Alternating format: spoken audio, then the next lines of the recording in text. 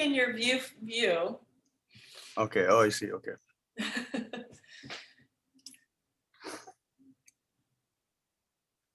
There are several David Swansons. Oh, hi, Neil. Yeah. Hi, Neil. Hi, Neil. And then David has cloned people. as Yes. David Swanson's.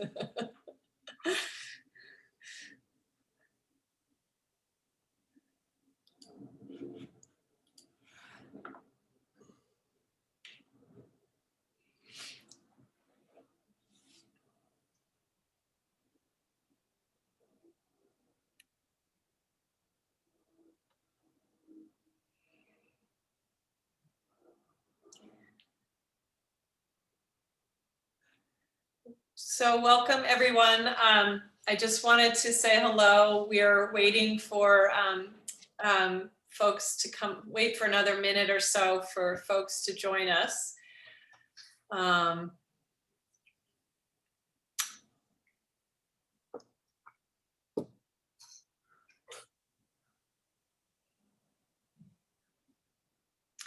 I think we'll get started here. My name is Sarah Curran, and this is CSDE's seminar, Friday seminar series, and I'm delighted to be hosting today. Unfortunately, Maria Blyle, our seminar series chair, can't be here today. I wanted to mention a few things before we get going with the program. The first is that everybody's muted for now. But you can post your questions anytime in the Q&A box that's found at the bottom of your Zoom screen. And that Q&A box is everybody will be able to see. If you happen to post to the chat, which is the normal function in Zoom, the only people that will see your question will be the panelists. And so we would ask that you post your questions instead to the Q&A. You can also raise your hand if you'd like, and we'll acknowledge it later, but sometimes it's quite much more helpful to us to have you in the Q&A. When we wrap up with Dr. Rao's presentation, we'll open up the questions and we'll invite those of you who have asked, posted something in the Q&A to be unmuted, and then you can ask that question out loud and Dr. Rao can answer it. And I think, and if you want to revisit the talk is available on our seminar series page. Usually the recordings are available later. And if for some reason you don't miss the 90-day window for accessing it, you can always ask us to get a copy of the recording later. So without further ado, we have two sets to our program. I want to introduce our host for the day, for the talk, Dr. David Swanson. David is a regional affiliate with CSDE.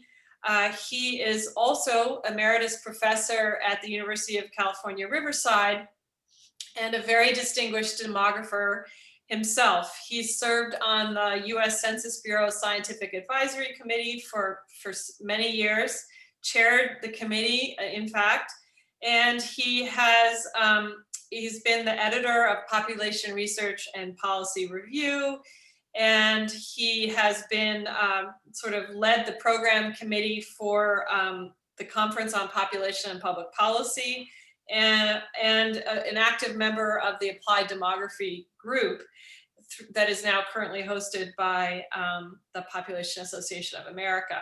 He's been an expert witness and testified before Congress. He's sole authored hundreds of articles, edited and co-edited books, and Google Scholar indicates that he has more than 2,500 citations of his work.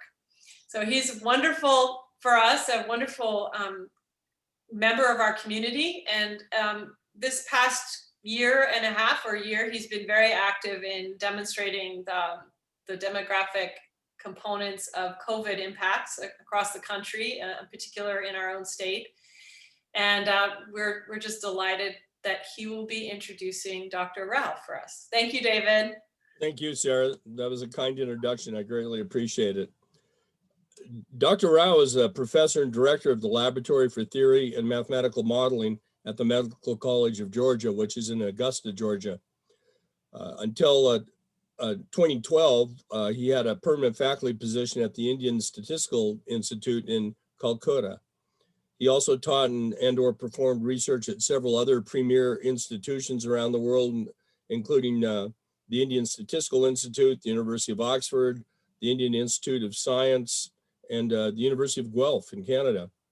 He's received numerous awards, grants, and he specializes in complex dynamics, mathematical analyses, infectious diseases, and modeling and simulation.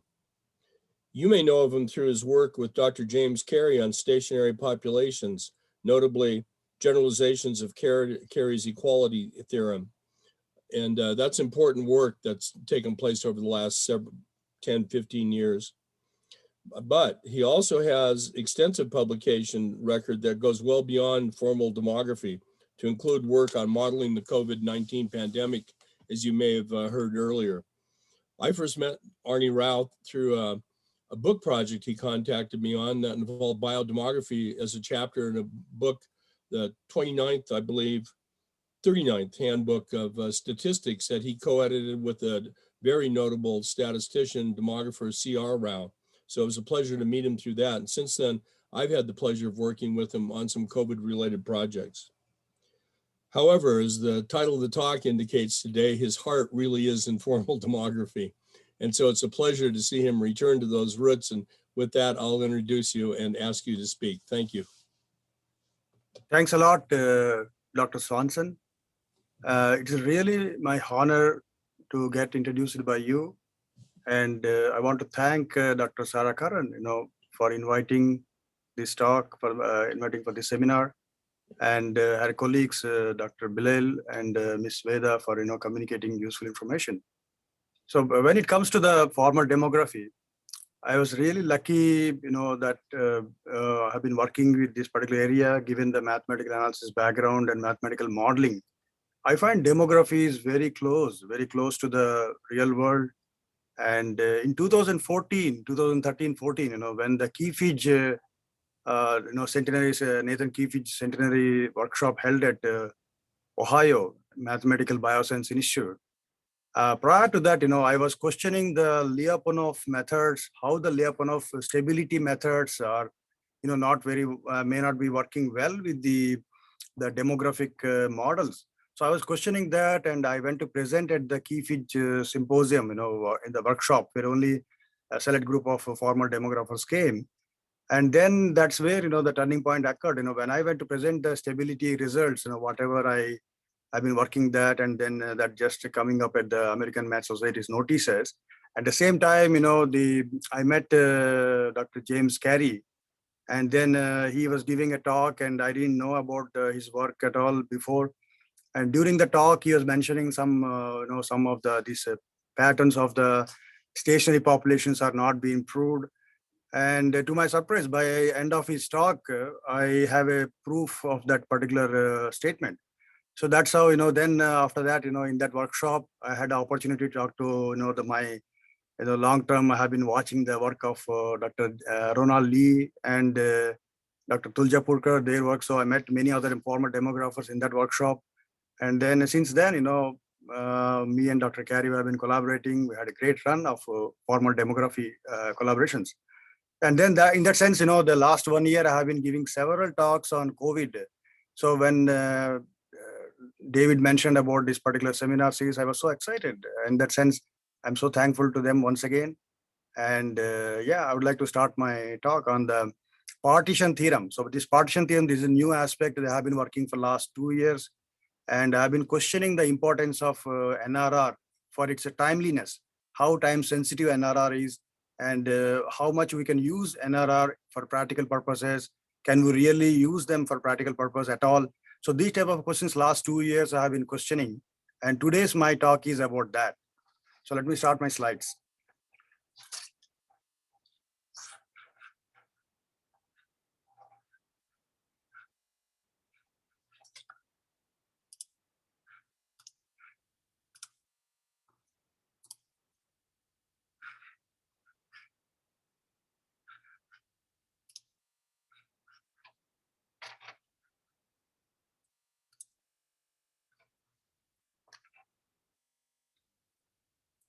Yeah, the organization of the talk, if you see that.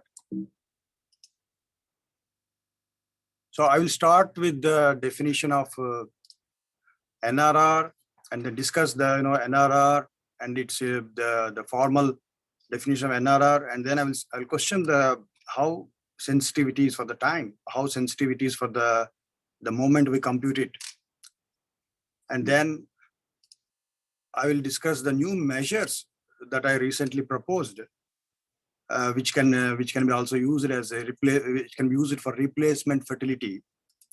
And then I will discuss the population stationary process. And then I'll conclude with the work on the partition theorem, and then how partition theorem can share some thoughts on measuring the stationary process of a population. And we all know that the NRR is frequently computed, anywhere in the world. You see that, that the standard computations is along with the total fertility rate, or along with the general reproductive rate, the gross reproductive rate, and the age-specific fertility rate, crude birth rate, everything. NRR also, the UN and other agencies, they compute. And for the US population, and US, it was actually popularized by Robert Kuczynski and then Alfred Lotka. They together, they have been working since, independently they worked on the NRR, and they popularized the basic reproductive rate, the net reproductive rate in 1920s, 1930s. And even before that, Length of Life, the book of Alfred Lotka, published in 1902. India also reference of the stationary populations, births and deaths, he was trying to equate them. And then if you see the formula for NRR, the standard formula, basic reproductive rate, which is denoted by R0 in olden days. And then recently in epidemiology also, they represent R0, but the meaning of R0 in epidemiology is slightly different or much different than the NRR. But then the epidemiologists got inspiration from the demographers, inspiration from the demography. So R0 equal to summation of BX by WXT, LX by L0. The meaning, BX is the total number of female children born for the woman of age X at particular time T, or the year T, if you are calculating for annually. And then WX is the effective number of women who are at age X.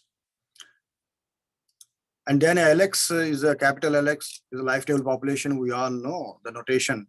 You are all eminent group here, the CSD you all are eminent in formal demography and ecology, and you all know all the basics and advanced models. So it's easy for me to explain all these things. So LX is a life table population, and then L0 is a radix, and alpha, beta are the lower and upper limits of the reproductive ages. It could be 15 to 49 or 15 to 45, whatever. Alpha and beta are the lower and upper limits. And then the quantity LX by L0 is from the female life table. We take it traditionally from the life tables of females. And then based on the survival property, all the life table constructions, all that. I will also briefly highlight in the further slides the concept of life table. And then if you don't want to compute for the only female children, we can compute we can take the BXT as a total number of children born. Total number of children born for including the males and females both. In that case, we divide by, or we multiply by the 1 by 2.05, or divide by the 2.05. The sex ratio is 1.05, assuming that on an average, human sex ratio is at 1.05. So this is how NRR is being computed. Standard several books are available all over the world, and then some of them I just listed here. We all know that this in literature. We all know, our Dr. Swanson also there. Methods and materials, demography. And then if you see the numerical value just for a field, I just borrowed it from the World Population Prospects. Some of the regions, practically, look at how they look like for the students. So it was 1950 to 1955, that period. This is how NRR looked like, computed from the various data sets for the various regions in the world. And 2015, 2020, that, same NRR, currently it is in this range. So the NRR is good for a comparison between the two time points, because it's standardization of the various things. But then at each time point, whether we can use it NRR at that particular year, that's the question. So these are the various regions, how the NRR look like. And the NRR also can be computed as, in 1940s, Woofter, other people done the similar way. And then Cole also in 1955 in his note, very couple of pages note, he also mentioned that the NRR can be computed from GRR, that is gross reproductive rate. Other than the formula what we just saw for NRR also can be computed, where here T, capital T, is the length of time, mean length of generation. And then the NRR can be, the GRR on an average, it can be computed on broadly, it can compute. It is like some of the difference between TFR and total fertility rate and gross reproductive rate is, gross reproductive rate, we divide by the 2.05, as sex ratio at birth is 1.05. And ASFR stands for age specific fertility rates. So we sum up all age specific fertility rates like in TFR, but we divide by 2.05. That's we get broadly the gross reproductive rate. But the relation between the NRR GRR was first used by Woofter in 1947 for studying again for American population. He was using the GRR, he was using kind of GRR to compute NRR values. And NRR1 represents, most countries, this NRR equal to 1 means population replacement level attaining the SDG, the UN's, the SDG goals or Millennium Development Goals, all everywhere we see that, NRR. But NRR represents what we think it represents in a stable population. So NRR, whatever the meaning of NRR, it only represents in a stable population, and no human population we know in practice is not stable. And when the NRR equal to 1 computed for any given year, that should not be treated as representing the attainment of that particular replacement level fertility occurring in that particular year. Because NRR1, as the title suggests itself, NRR1 represents only in the stable, NRR1 represents replacement only in the stable population. It doesn't represent the replacement level in any population which is not stable.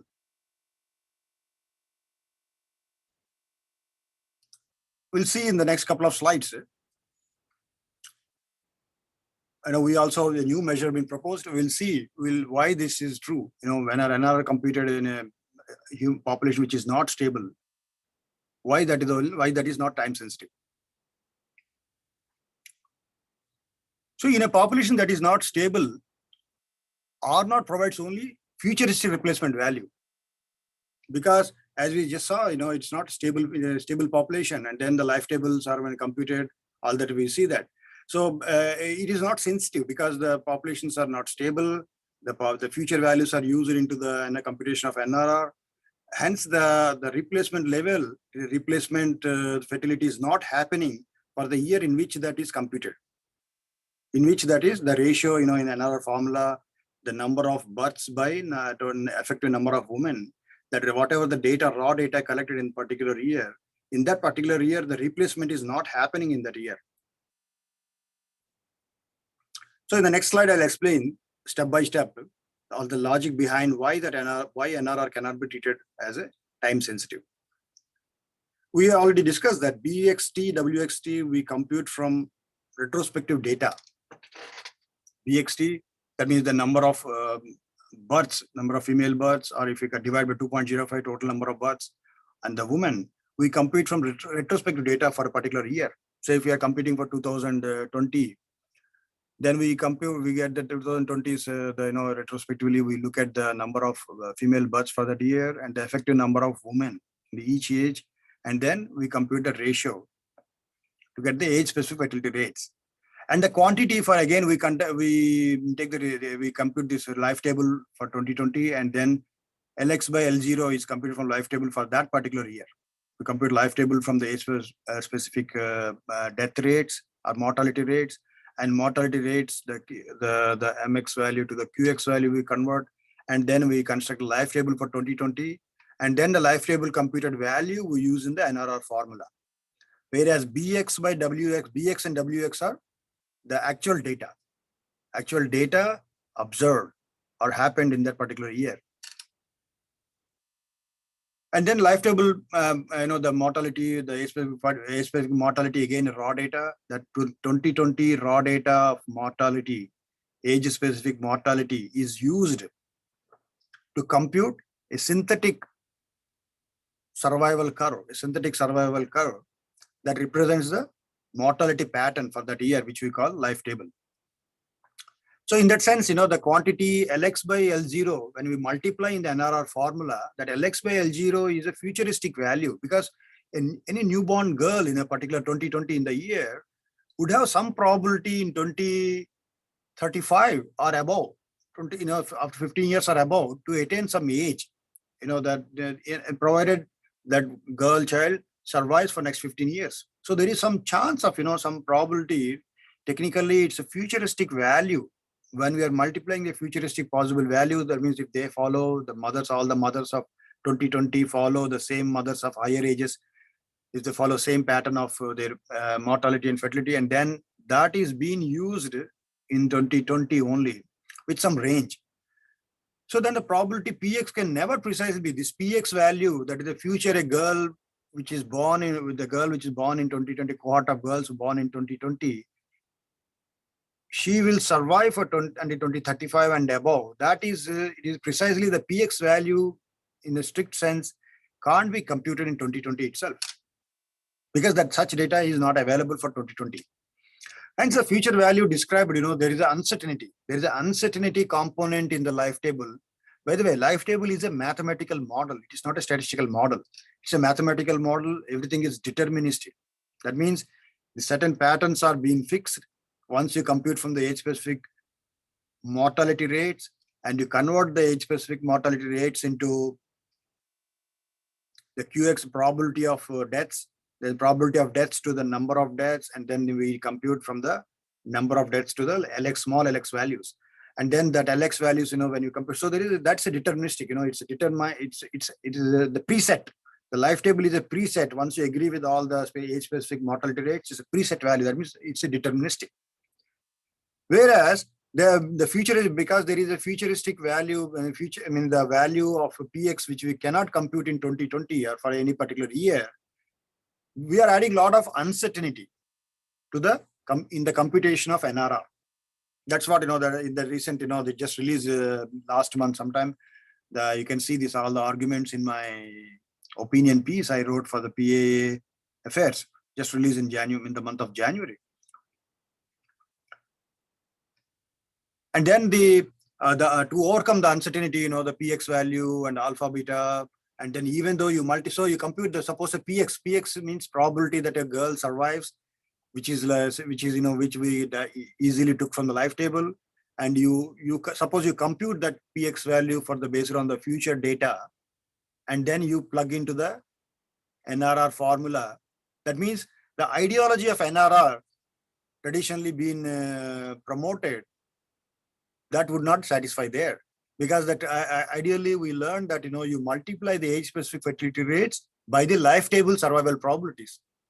So here we are not multiplying by the Px means we are not multiplying by the life table survival probability. We are proposing to multiply with the actual probability of once your data is being collected to compute the NRR for 2020.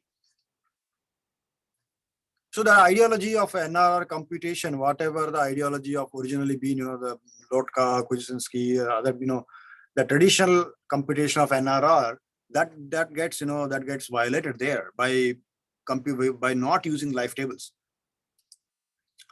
So the proposed new measure, which is also similar, have three measures here, and the first measure is similar to NRR. Suppose, instead of the same, I'm using the same notation, but in a different way, the meaning a little bit different. Suppose, like B0T now represents the total girls born in the year 2020, say in the year T, some year in the born. That means that is sum of all the babies born some of all the babies born to different age group of mothers. That I call B0T is sum of the BXT. That means the women, the various, all the mothers, various age group mothers, they are all delivered babies. You sum them up. And the survivors of BT after several years, they would be part of some future set.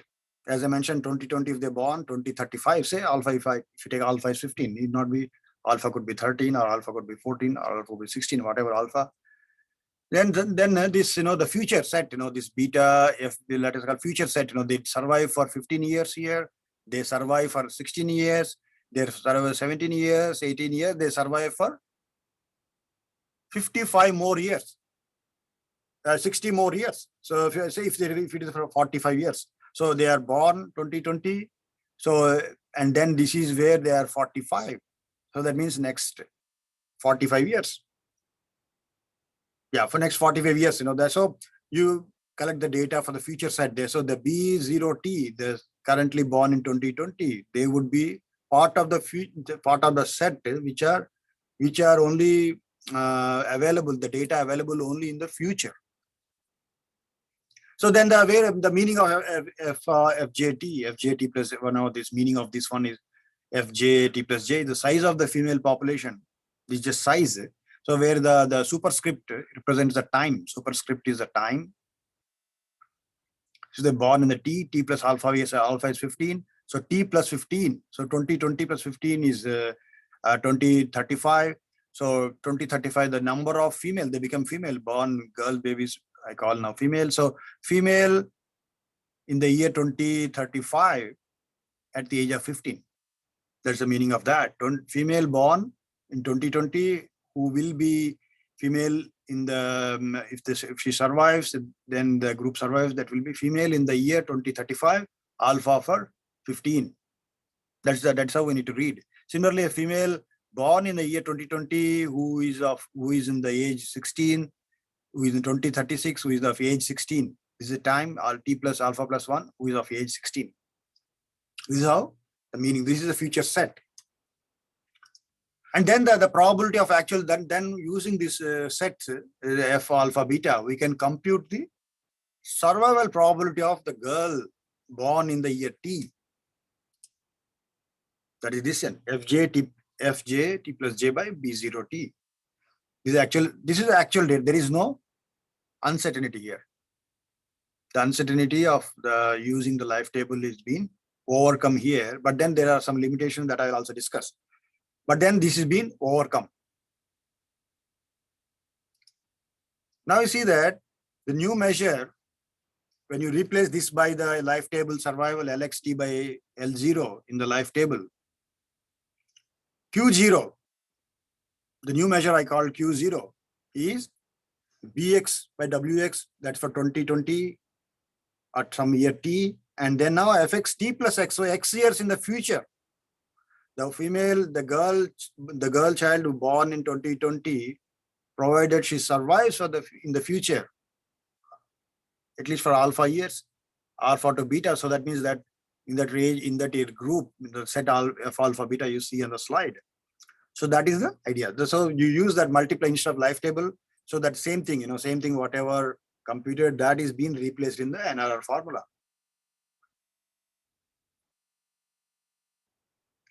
So this is much more discussion is there in that in the opinion piece. Then hypothetically, I'll demonstrate how to compute the Q0, the new measure.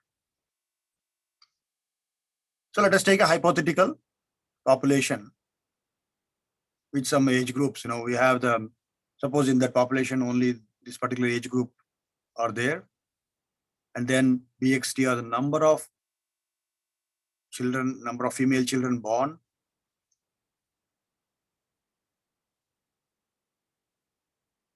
BXT and then number, and then WXT stands for the women in different age groups, the 15, 22, 32, 37. The hypothetical example, I took ages of my choice. I mean, anything, life table, we can construct for, the age specificity rates, provided, B0 for other ages are 0 and WAs are 0. That's fine.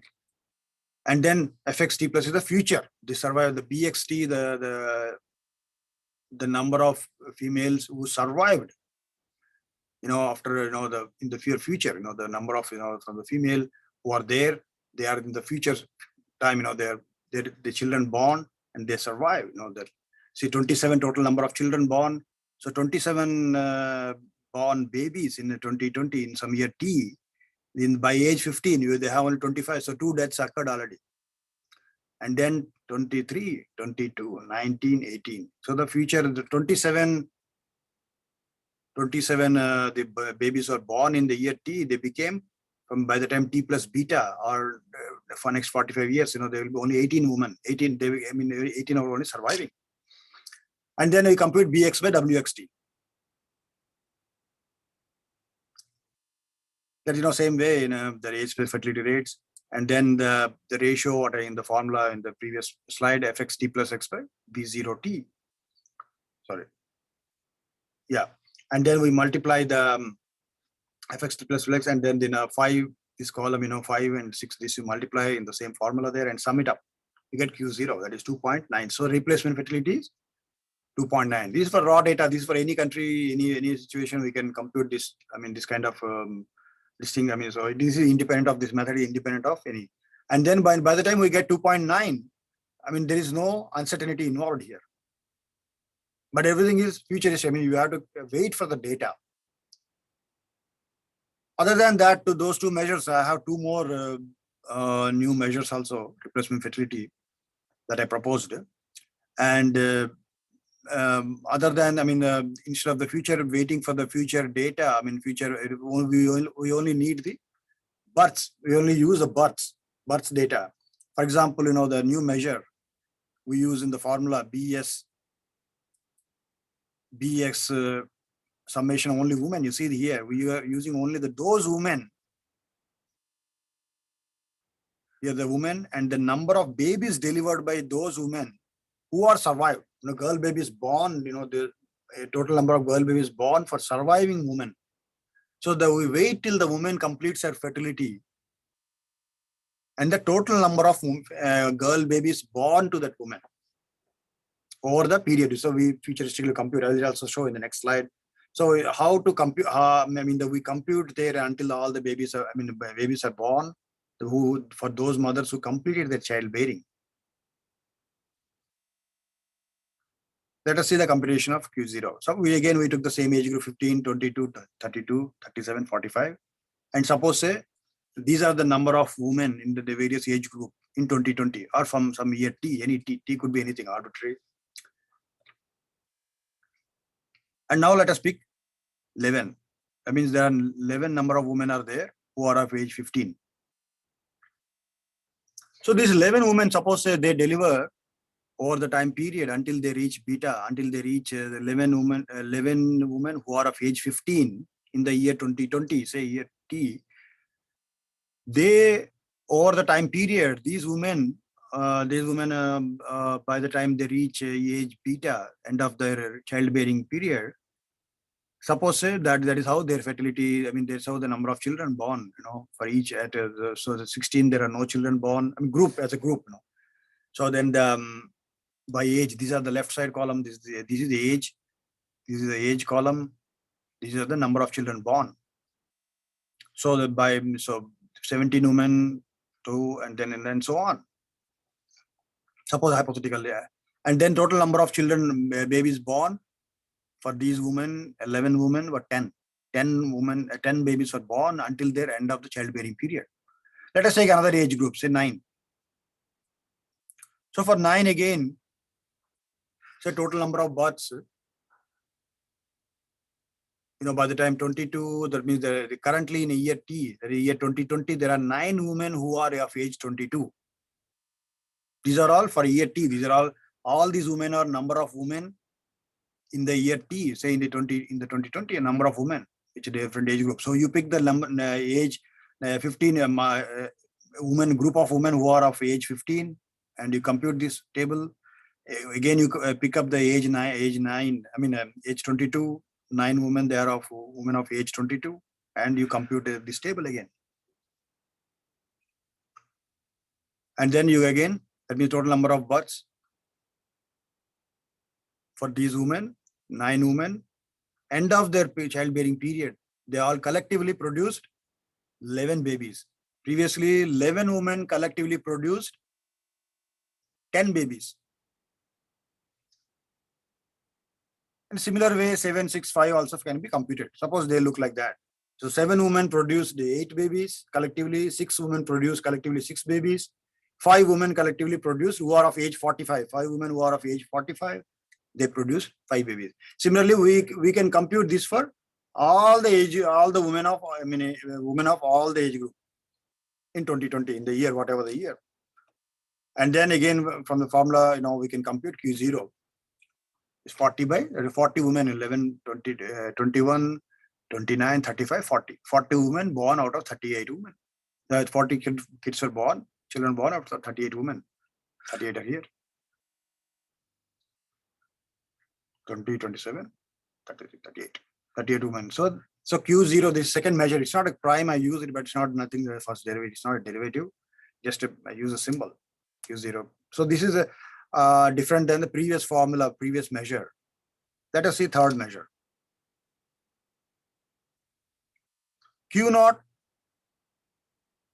without using any futuristic data, whatever data available for that year, let us compute Q0 from that, which I call Q double prime. So that means BC, I just put in another color just to note that C stands for completed.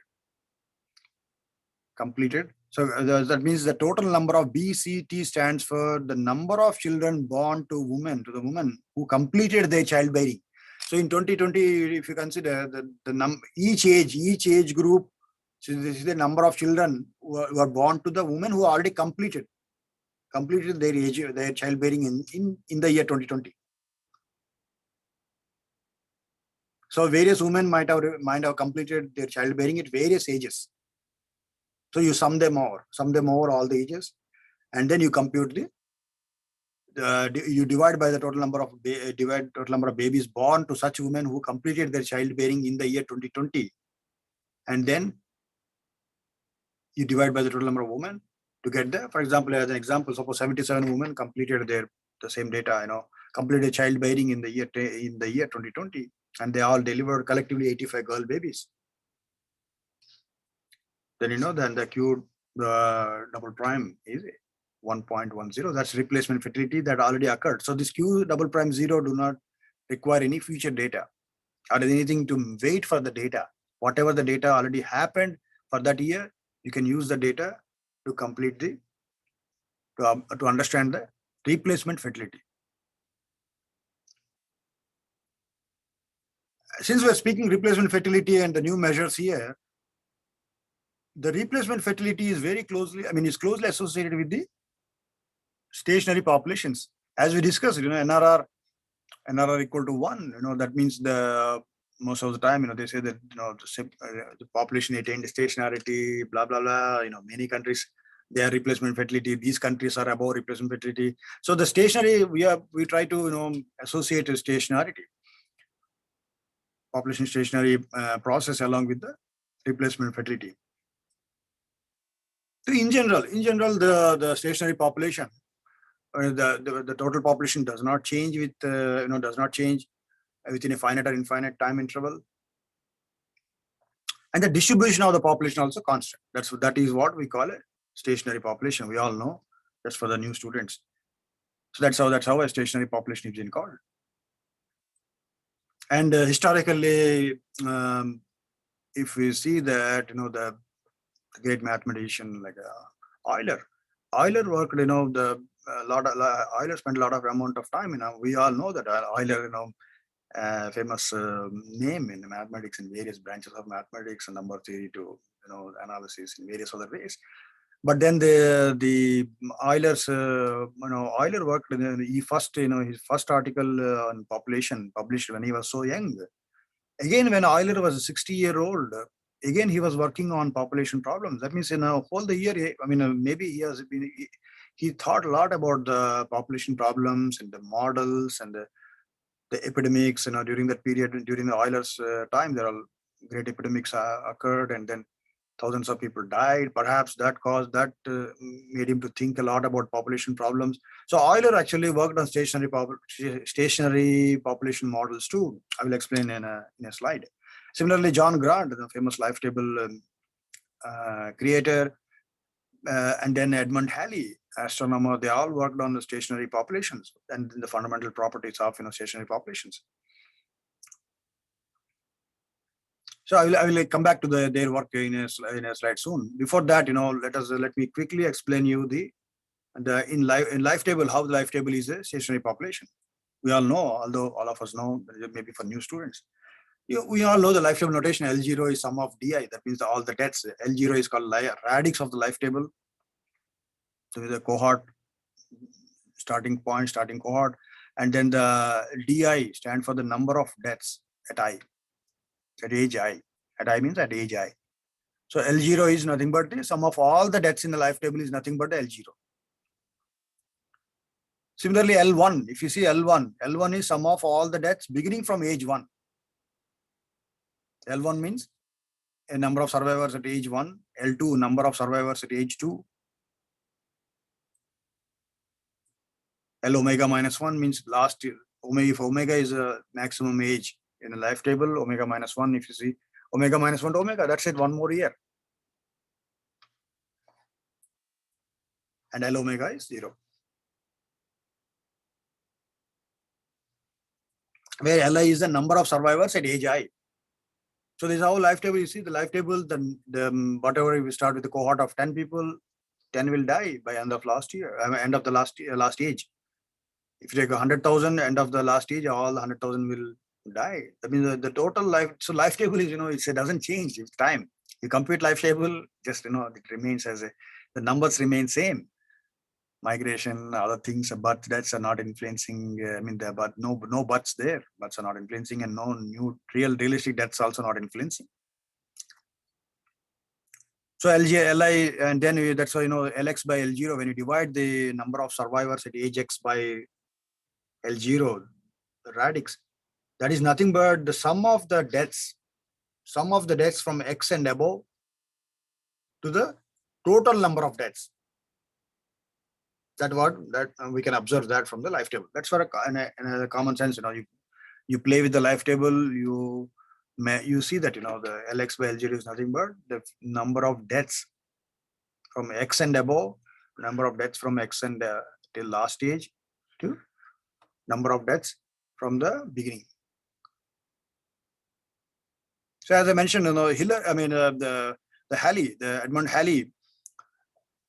So he first time he did not use the word stationary assumption or stationarity, anything like that, but he considered this sort of equation: pk plus 1 is pk minus dk, where pk stands for the population size, age k, population number of people at age k, and then he subtracted a number of deaths for the age k, and then he obtained next population living at the next age, and the b are the number of births. So during that year, we know that Edmund Halley's computation of life table, we are all very much aware of. That the 1687 to 1691, about 3.5 years, about 3 to 4 years data he considered, about 3 years data, 3 to 4 data he considered, and then during that period in Breslau city in Poland, now in Poland, and he was trying to understand those days the aim was to levy a lot of taxes from the people, the premiums, all the business game. How much Queen need to, the impose tax on the public. That's how this commission on constructing the annual number of deaths and how to compute how long they live, so that how much they can collect the premiums, the insurance companies, or how long they can, they have to pay the premiums to the kingdom or the queen, whoever. So that's how this particular project has started. And then he collected data from 3 years, and Halley, assumed from looking at the data, he assumed that number of deaths is same as the number of births to compute. You all know that Halley actually gave a proper functional form of the life table that we're currently using. So in that construction, although John Grant gave the idea, but Edmund Halley actually computationally he demonstrated. So then the 1687 to 1691, this 3-year data, you looking at the data, Halley assumed that the number of deaths in the same period is same as the number of births. A number of births same in the same period is equal to the number of deaths. So that is nothing but the stationarity, And then Euler also, as I'm mentioning, and I'm not going in detail into that, this particular talk, unrelated, completely unrelated. We're just stationarity, that word is linked. So Euler considered again, BT and DT and births and deaths, and then he considered this sort of equations, which again, Alfred Lotka in his 1920s, he considered, which I'm not going to that part of the story. So this equation, if you see that BT by PT multiply by 1 plus A1 by 1 plus lambda, the lambda are constants, and AK is A1 is a proportion of newborns at reaching age 1, A2 is the proportion of newborns reaching age 2, A100 is the proportion of newborns reaching age 100, where lambda is known as Euler's, is a constant in the Euler's equation. And this particular equation is known as Euler's equation in the population research. And when lambda equal to 0 in the above equation, this equation becomes stationary. And the continuous version of that being, when the Lotka in his own derivations, he also brought a continuous version of that. This is discretely when Euler considered. So this was, I think, second article of Euler on population, which has a stationary, but first article about 30 years earlier than 1760, about 20 to 25, I don't exactly recollect. So 20 to 25 years earlier than this article, he was discussing about the population growth in general, how to predict how to get the growth rate of the population and use the growth rate to understand the future to project the future population, etc. And given that all that I was mentioning, then as I was telling, I was questioning the method of Lyapunov to understand the stability. Especially for the Lyapunov method for the population stability, not in general stability of the dynamical systems. Because the population stability, there is a momentum already. So I was always, thinking about population would never exactly become stable or never exactly become stationary. So there is always some momentum attached to these, which pushes. So this is the results. This is the result which I went to present at the Kivij annual Kivij centenary symposium held at MBI. That's where luckily I met Carrie. And so before this is a result I presented before I go to my work with Jim. Suppose PN, PN be the size of the population, and the elements of PN are arbitrarily the PN is the population. I looked at the population as individuals, but the elements are nothing but the set of people, like you and me, we all are considered as a set within a set of PN population of size, that divide, and then we divide this population into K independent non-empty sets. These are all non-empty. So each set has some number of people. So A1, A2, AS I called, and the union of the sets is nothing but the PN. Where I was questioning the role of momentum, because standard Lyapunov stability, we don't consider momentum. So momentum, because population instantly keep on growing. If you have a population, some births occur, some deaths occur. Always the number of births need not be equal to number of deaths, as in the assumption of Edmund Halley. That may not practically true if you consider large population. So let F be the family of sets, not a human family. This is a family of sets AS, and let the members of F are disjoint. That means there is no overlap between A1, A2, AS. There are no overlap. And let there some other set name I called CN1. There are some details are in the article. So the CN1 I called as a newly born population which are added to the total population. And let Q be the population number of newly removed population. Every year the annual deaths and annual births. So two sets are considered, and this is how the setup. This came in the prestigious notices of the American Math Society. This article published in 2014. I was so thrilled for this article, because Notice is the largest read mathematical journal or magazine in the world. So this article came that time and is edited by a very renowned mathematician, Dr. Stephen Kranz. And so this article, when it got published, and then the main statement, this is a given background, and the statement, actual statement of the theorem in that article, which I have presented at the key field symposium, is that, suppose each member of the F choose K star satisfies the condition Cn1 equal to Qm1. This absolute value, this is a cardinality. Cardinality means the size of the set for an arbitrary number K, and then F choose K star or K asterisk does not satisfy. So you see that some of the individual satisfy certain condition, some of the individual does not satisfy this condition. Some of the sets does not, so not into some of sets A1, A2, S does not satisfy the condition, then Pn need not attain stability. That's the statement. I'm not going the proof of that. That's it. So Dr. Rao. Yeah. I just want to let you know that we only have 8 more minutes. Okay. And there are already questions in the box, and I'm worried we will run out of time. Okay. So the statement here, that so Pn need not attain stability. And then the life table stationary population, life table identity on the stationary population identity. That means here, let X be the number of elements representing the population. X be the set of elements representing the population. I mean proportion of population life table, now life table. And then in a life table, and then Y be the number of elements representing the remaining number of years. In the life table, how many number of years remaining and how many number of years actually, how many, the number of individuals at certain ages. So X is the number of elements, the proportion of the proportion of the individuals at certain age and proportion of individuals who have remaining years. So then the life table identity holds. That means we have X equal to Y. This is a statement. And then this has been various forms of the statement is available in various other by others. But then the twist of the story came in 2015. When I saw this particular picture in by presentation of Dr. Jim Carrey, as I stuck during his presentation, my mind did not proceed further beyond this slide. And the graph A would become lower part of the graph, the B. So that transformation that I explained through combinatorics and the statement. So as the time is over, getting over, I'm going to just show this thing, but I'll come to the partition theorem. So here, this particular theorem has been proved. This is a statement only. The Carey stationary population, as I'm mentioning.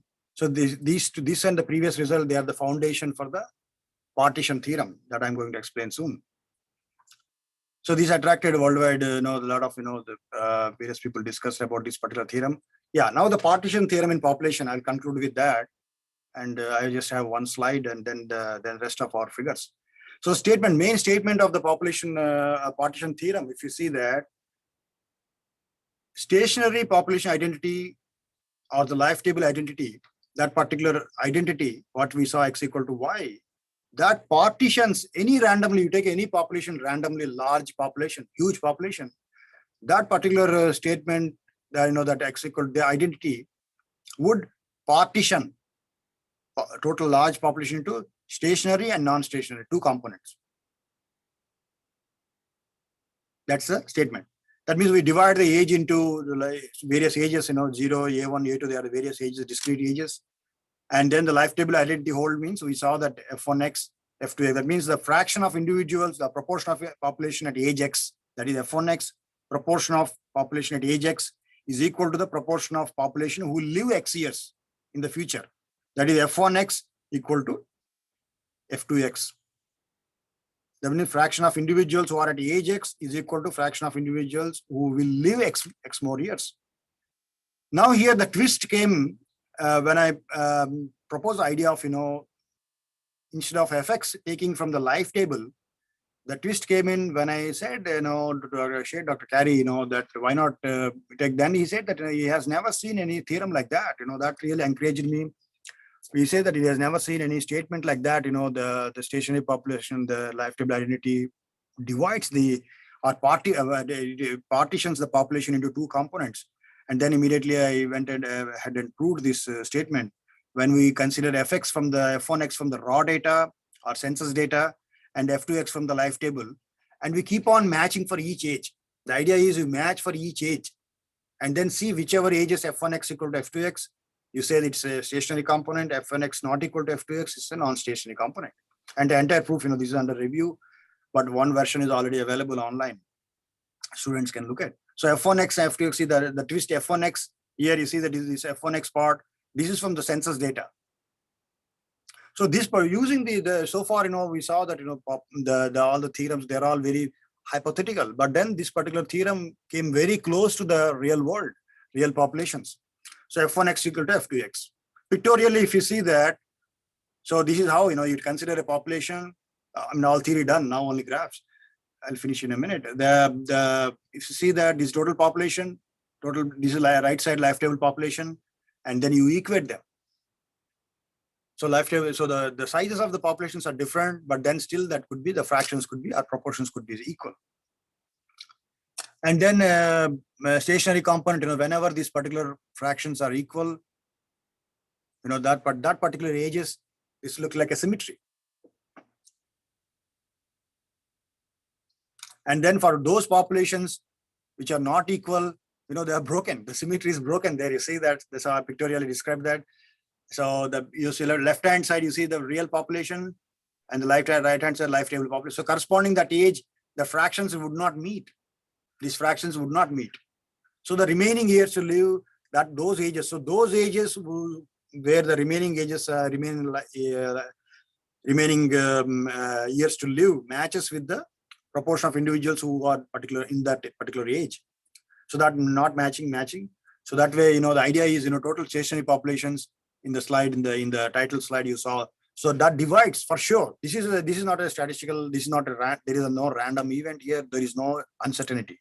Certainly that will, if that satisfies, that certainly divides the total population into two components. This total population you pick up. So the stationary component of that, it picks and then, it divides that this is a stationary component, this is a non-stationary component. And the key conclusions already, highlighted several times in the talk.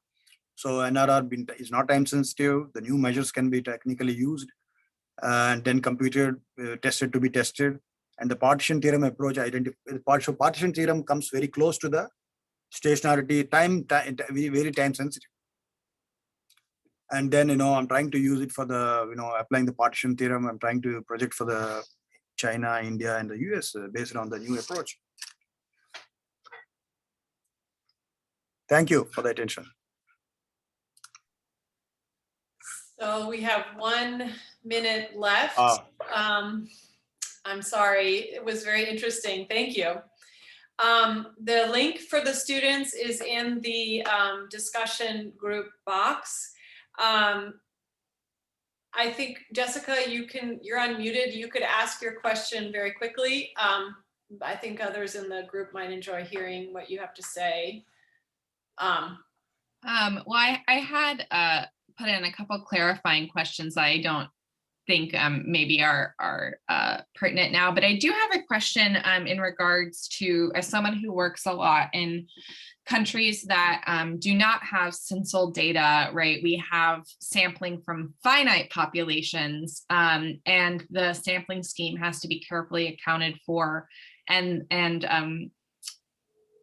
remembering that it is a finite population is very important. So I'm curious if you can comment a little bit on whether any of this is appropriate in the context where we really have to consider our population finite, or only in larger populations where we have censal type data and we can pretend it's a large infinite population. This is a great question. How big the sample size should be? Yeah, I think that is what currently my next project is to see that for what, because we need to have to test the population partition theorem, we need to have large number of people of each age group, first of all. If there are some of the age groups are missing in the population, in the sample, whatever you take, then that might not work because the corresponding fractions cannot be tested. And then your question about the uncertainty, that means sampling schemes are there, the designs do matter. So unless the data accuracy part is not taken care, I think we shouldn't go for the partition theorem. But it's a great point. Thank you. Great. I'm glad that was good. Well, thank you. So I think what we should do is, as I don't want to shortchange the students and their opportunity to talk with you. So we'll let you join them. You can see in the chat the link to the graduate student discussion group, Dr. Rao. And thank you. This is super exciting work, and I'm so glad you could share it with us. Thank you, Dr. Karan. Because I'm sorry also for the late, slow presentation. I thought of, because the new measure, I thought of explaining in detail because you are my ambassadors, because this is first time I'm presenting after, formally at a meeting or at a seminar. And seminars are more important than meetings because you can have a closed group, very focused discussions. Yeah, I think that probably you'll get some good comments from our very, very well-trained graduate students who have taken statistical demography and a lot of formal demography already. So thank you. Yeah, thank you. My pleasure. Thank you, Dr. Swanson.